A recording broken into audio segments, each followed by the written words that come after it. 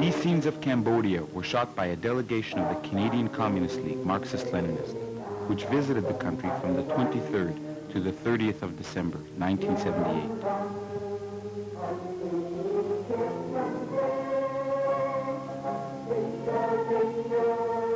Cambodia's real name is Democratic Kampuchea. We were the first Canadians to visit Kampuchea, a small socialist country in Southeast Asia with a population of 8 million. Just a couple of days after our visit, 100,000 Vietnamese soldiers, led and heavily armed by the Soviet Union, invaded and occupied the country.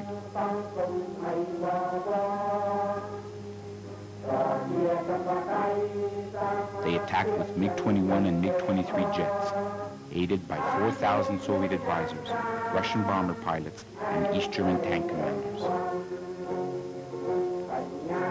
The Kampuchean people drove out American imperialism in April 1975. Now they confront the other superpower, the USSR, in its attempt to control Southeast Asia. But throughout our trip, we saw that the Kampucheans are ready to put up an unrelenting resistance to Vietnamese and Soviet domination. Just several days before the invasion, we traveled up to 5 kilometers from the southern battlefront. There, we saw how the soldiers of the Kampuchean army and the peasants were prepared for an all-out defense of their socialist homeland.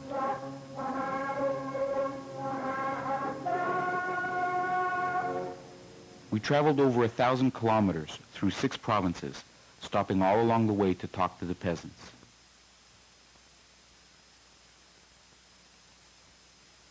When we met with Pol Pot, Prime Minister of the country and General Secretary of the Communist Party of Kampuchea on December 29th, and during our long talks with Ieng Sary, the Minister of Foreign Affairs, we were struck by the leader's confidence in the victory of their people.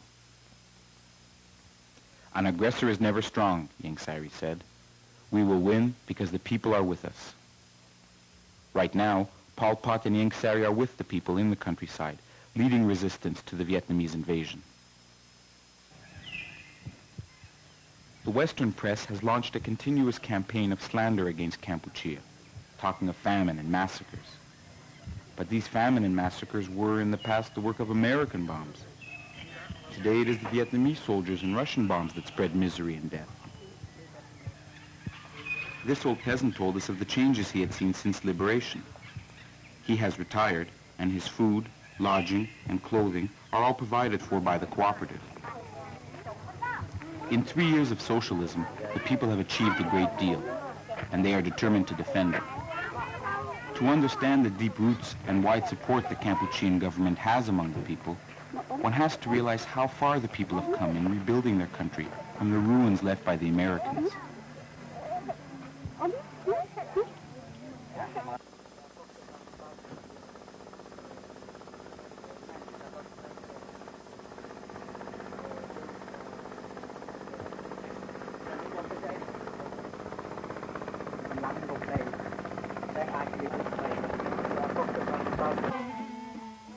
All along Route number 6 that took us northwest from Phnom Penh to Siem Reap, we could see the craters left by the American bombs, the forests that were destroyed, and the houses that were leveled. The United States dropped 5,000 tons of bombs every day on the country, killing 800,000 people, close to 10% of the population. In 1973, for 200 days and nights, B-52s continuously bombarded the country.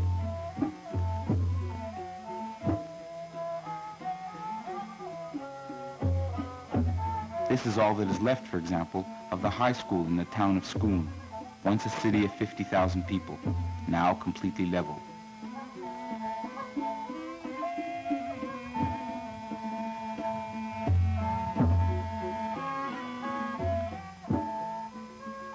Our guides told us that at first the people were terrorized by the bombing, but they learned how to protect themselves by digging foxholes and counterattacking. They became so skillful that with rifles alone they were able to bring down planes and helicopters. Everywhere we could see the effects of the war. 50% of the livestock killed, 70% of the rubber trees napalmed. These war stories showed us the strength of a people that fight for their freedom.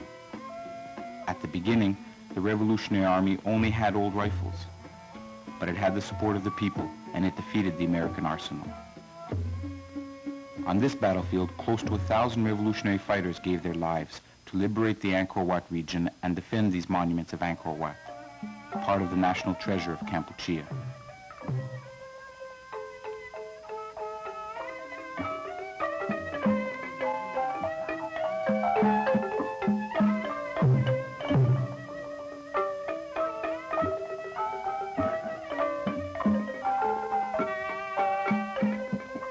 When Kampuchea was liberated April 17, 1975, a people whose culture dates back centuries at last had their national dignity restored.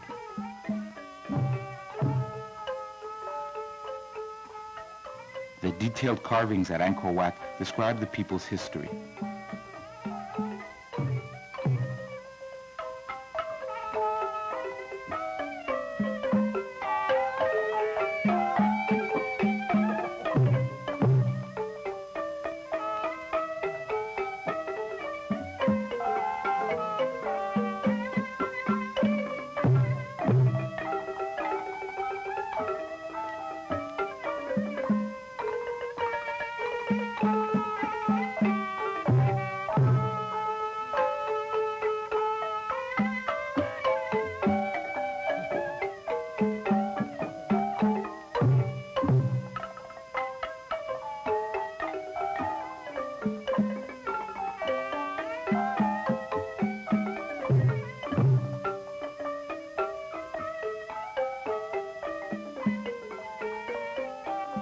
Now, the three towers of Angkor Wat are on the flag of Democratic Kampuchea, the symbol of a liberated nation.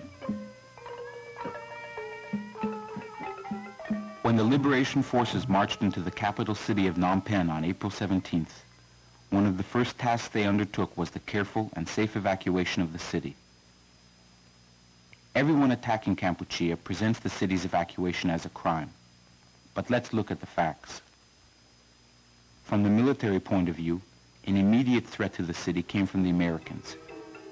Even 1 year after liberation, the U.S. bombed the city of Siem Reap. It was only in the middle of 1977 that the U.S. resigned itself to its defeat in Kampuchea. Since then, the Vietnamese and Soviets became the main threat to Kampuchea's independence. The Kampucheans foresaw an eventual invasion. By evacuating Phnom Penh, they now have the Vietnamese occupying an empty city, while people's war is being waged in the countryside.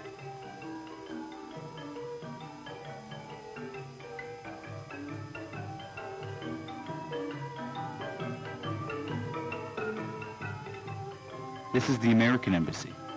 When the Americans were defeated, they were forced to abandon it, but they left behind a whole network of CIA agents in the city.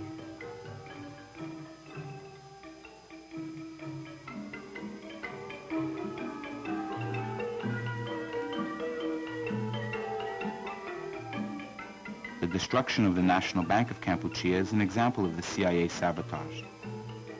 They had planted explosives in the bank, and they blew it up 2 days after the city was liberated. So on the political level, the evacuation of the city broke up these networks of agents and thwarted all their plans. After the evacuation, the Kampucheans discovered numerous stockpiles of arms and detailed American plans for a coup d'etat.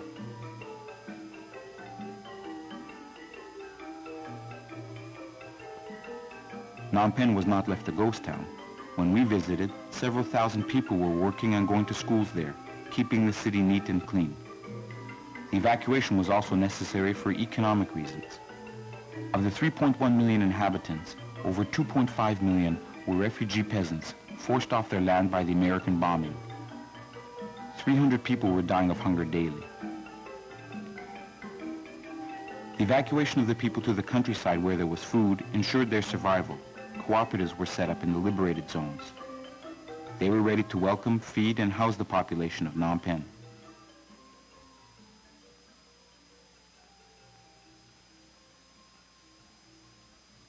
majority of the population of Democratic Kampuchea, 85% of whom are peasants, belong to cooperatives.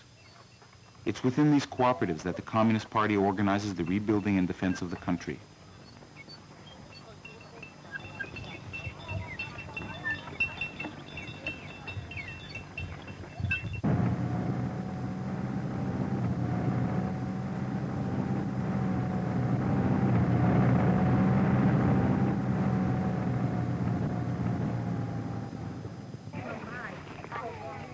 The planting, harvesting, and threshing of rice that we see here is done collectively. Women participate fully in all aspects of the work. Each cooperative is autonomous, self-sufficient in rice, and capable of providing its own defense.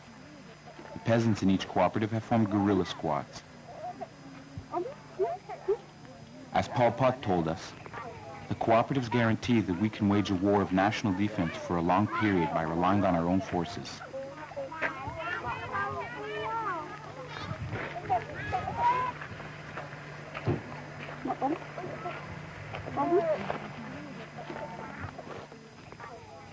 Everywhere the army participates fully in agriculture. It's a people's army. As a soldier said, in our country, the army works like the people, and the people fight like the army. The soldiers and the peasants, united in common efforts, have transformed the agriculture of their country. The key to this transformation is the vast system of irrigation projects.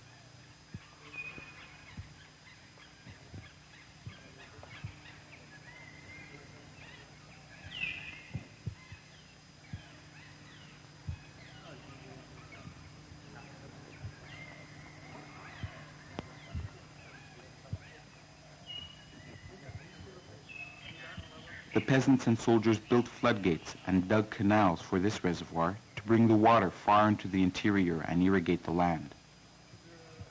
With water we have rice, and with rice we have everything, the Kampucheans say. The irrigation work in the past 3 years is impressive. In 1977, over a third of the country's agricultural land was in production thanks to irrigation.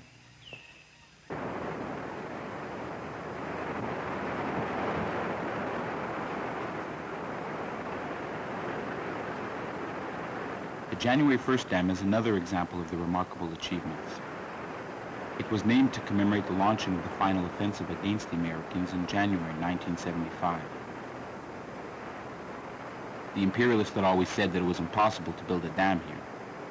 After liberation, the party mobilized 20,000 people to build it in 5 months, with almost no machinery. Throughout the country, the peasants have built small irrigation works, such as this dam in the Siem Reap co-op, which irrigates 7,000 acres and provides fish for the entire co-op.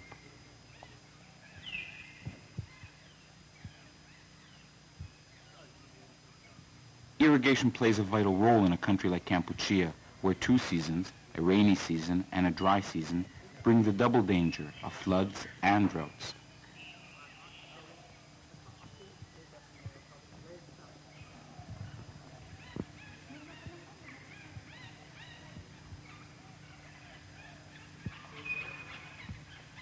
Now, under socialism, for the first time in years, the Kampucheans have been able to harvest 2 crops a year.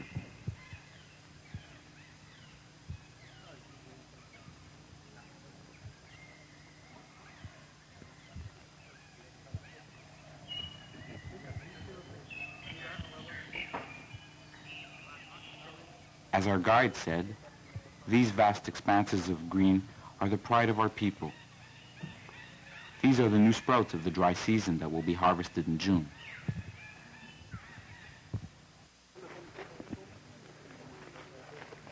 Peasants, like this woman who lived in Phnom Penh before liberation, explain, "Before there was always famine, but now we are assured of 312 kilograms of rice per year for every one of us." This is quite a change from the past, when poor peasants ate rice for only 4 months and had to get by on roots and wild plants for the rest of the year. Thanks to the collective efforts and organization into co-ops, the Kampuchean peasants, in contrast with Vietnam, were able to overcome the floods of 1978, the worst to hit the region in the past 70 years.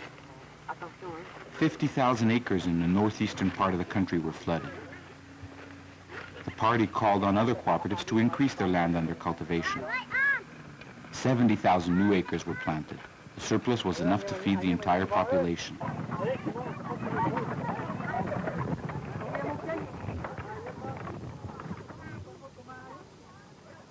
But in Vietnam, it was a different story, because its leaders did not organize the reconstruction of the country since liberation.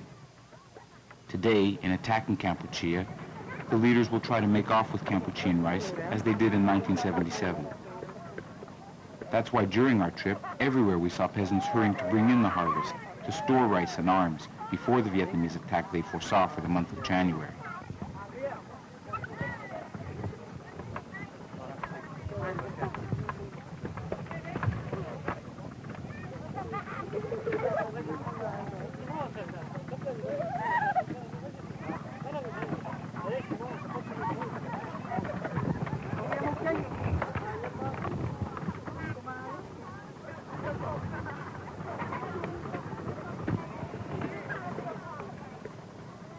The tremendous advances in agriculture has meant that Kampuchea even has enough rice for export now. Its children are healthy. Nowhere did we see the signs of malnutrition, the bloated bellies, so common in other third world countries.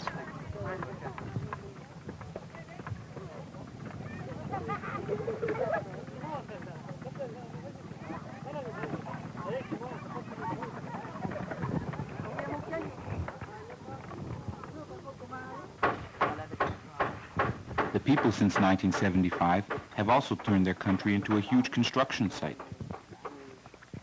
When you realize that 90% of the houses were destroyed by the war, you can well imagine the efforts the people made to provide decent housing for all. This house, for example, was rebuilt from ruins.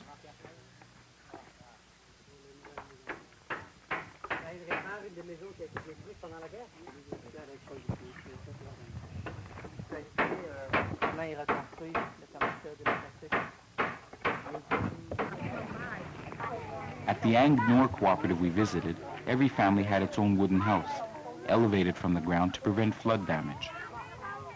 This is a great improvement from the straw huts many peasants had before liberation. Each family has a plot of land around their house to grow their own garden.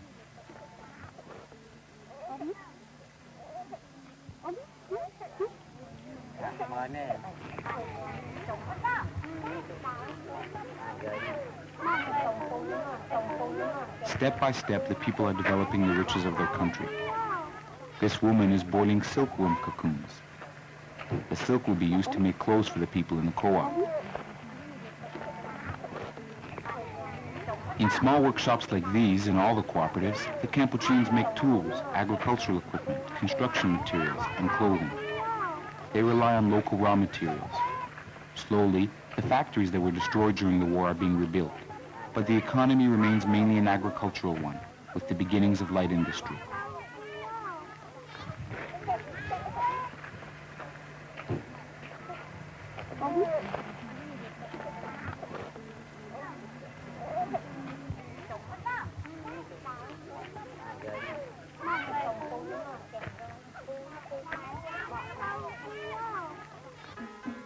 This big house is the community hall of the cooperative.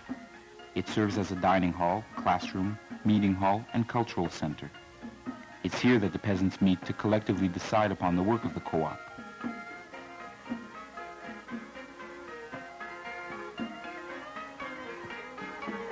Around 4:30, when the peasants stopped working in the fields, this group came to play traditional musical instruments for us.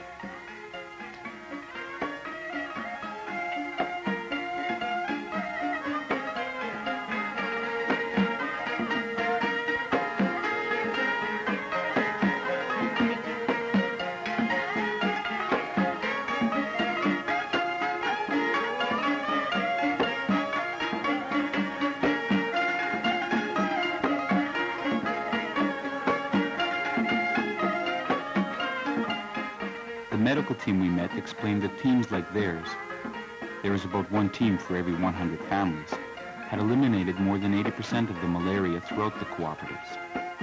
This makes Kampuchea one of the few third world countries that has beaten this disease. This is the kitchen crew that was preparing a meal of fish, rice, vegetables, and fruit for the peasants of the cooperative.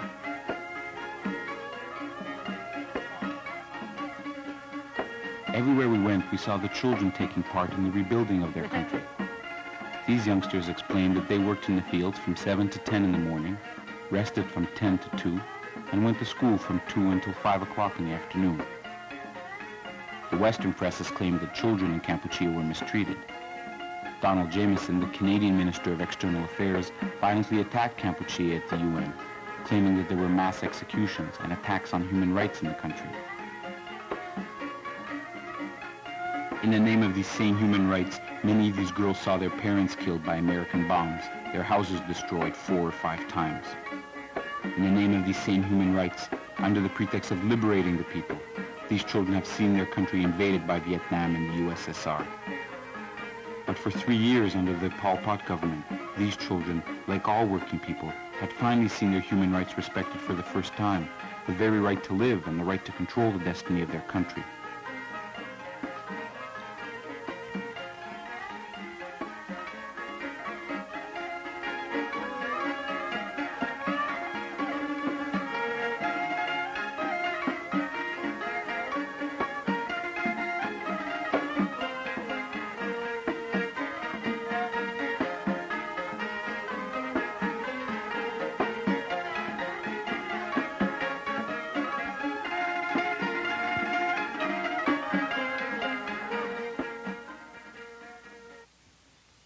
Many young people, chosen by their cooperative, were sent to this technical school in Phnom Penh for a 6-month course.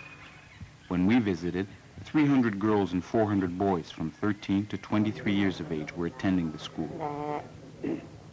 Before liberation, the Kampucheans were not even allowed to enter the school. It was only for foreigners. Now, for half a day, the students get practical training on machines. They work on motors, machine tools, sheet metal, and learn about electricity. The rest of the day, they learn to read and write. They study the history of their country, the people's struggle against American imperialism, and the party's line on the defense and building of socialism.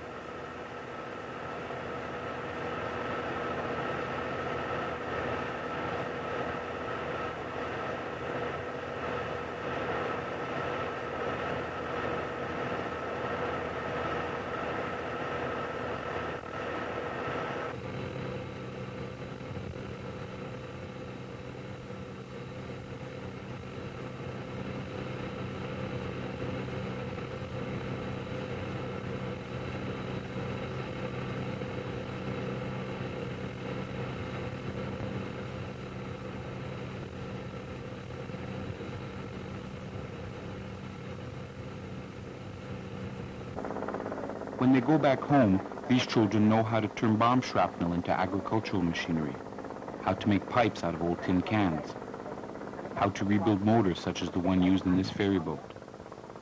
They will share what they have learned with other children in the co-ops.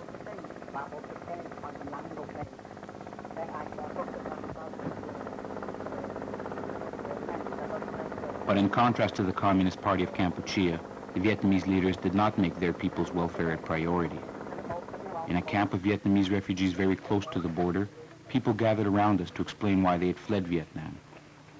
These people are from the Khmer, or Kampuchean nationality, one of the national minorities in southern Vietnam. There are more than 4 million Khmer in Vietnam. This man explained that in Vietnam the people are suffering from famine and persecution from their leaders. After his house had been burned to the ground, he spent more than 3 months walking to this camp.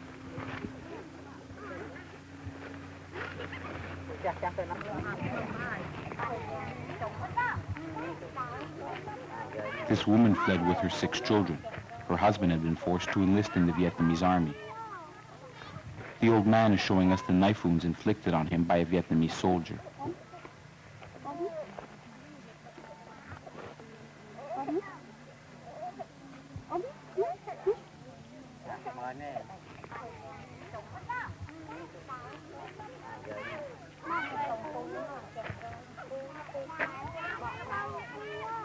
The Kampucheans welcomed these refugees and gave them this village. As they explained, despite the Soviet support, Vietnam is weak because the people do not approve of the aggression against Kampuchea, and many are rebelling against their leadership. National minorities have taken up arms to defend themselves. The desertion rate in some army divisions is more than 20%. The Vietnamese leaders have betrayed their people. They have sold out their country's independence to the Soviet Union, transforming Vietnam into an aggressor. To control and dominate the region into what they call an Indo-Chinese Federation, Hanoi's leaders have resorted to military attacks and occupations. The big Vietnamese push into Kampuchea in early January came from the southeast. A few days before, on December 28th, we went into this region, to the southern part of Ta Keo province, 5 kilometers from the border. There we met Comrade Wang, son of a poor peasant family, a party member and commander at the front. These soldiers took part in the war against the Americans. And last year, in 17 days, they drove back the Vietnamese army that had penetrated 25 kilometers into Kampuchea.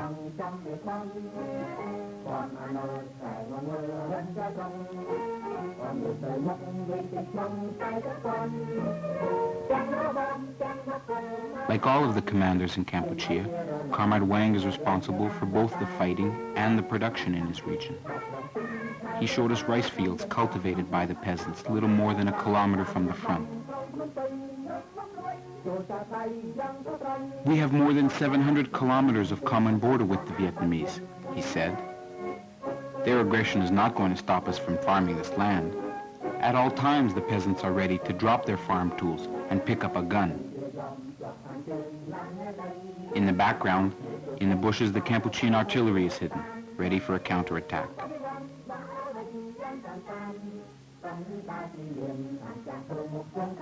These peasants are returning from their fields to their cooperatives.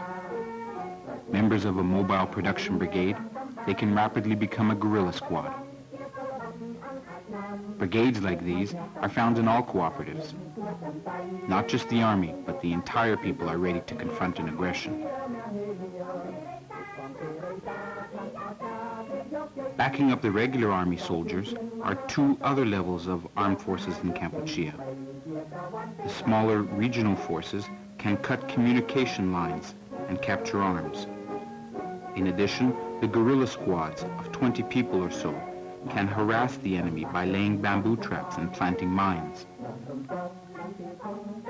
Now, the Vietnamese occupation troops are trapped in empty cities. In the countryside, no road, no field is safe ground for them.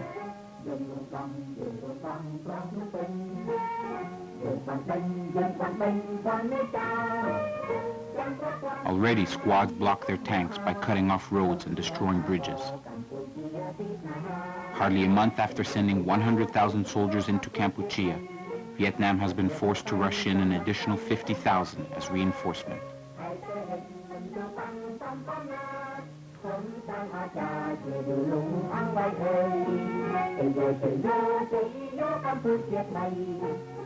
From all reports, it appears that Commander Wang is accomplishing his tasks well. Since February, a good part of the Ta Keo region has been in the hands of the liberation forces.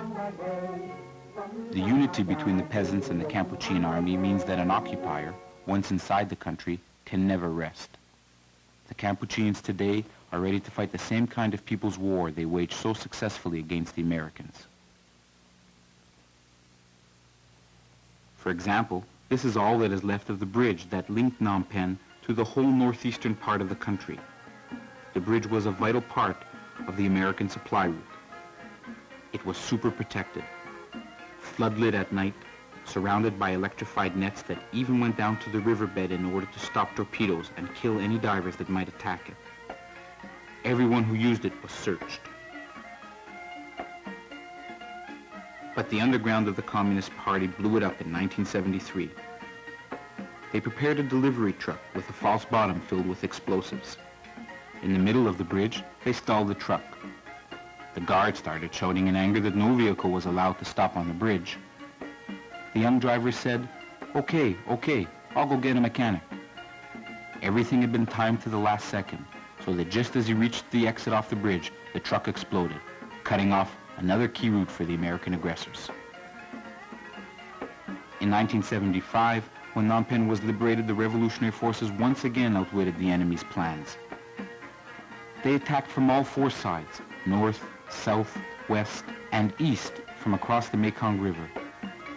Because of the river, the Americans had not foreseen an attack from this side. Under the cover of night, the divisions of the Revolutionary Army swam across the river and surprised the enemy from behind. This was a major contribution to the liberation of the city. In December 1977, the people were called upon to push back the first major Vietnamese offensive into their country. In addition to the American tanks we see here, Russian tanks and arms were captured from the Vietnamese.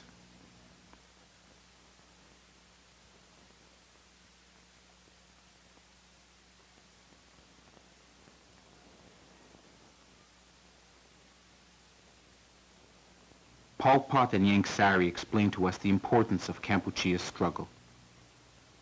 By blocking the expansionist plans of the Soviet superpower in Southeast Asia, the Kampuchean people are helping all of the world's peoples.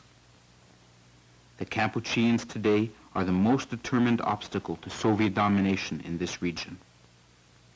Their struggle slows down the Soviet social imperialist preparations for a world war.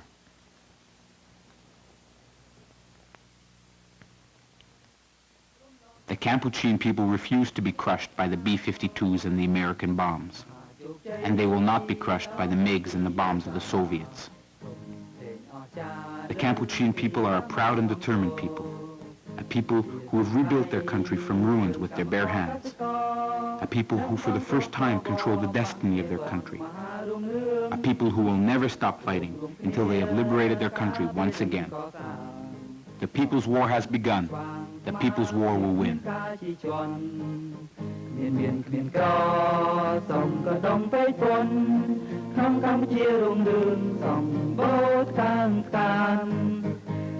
Kampuchea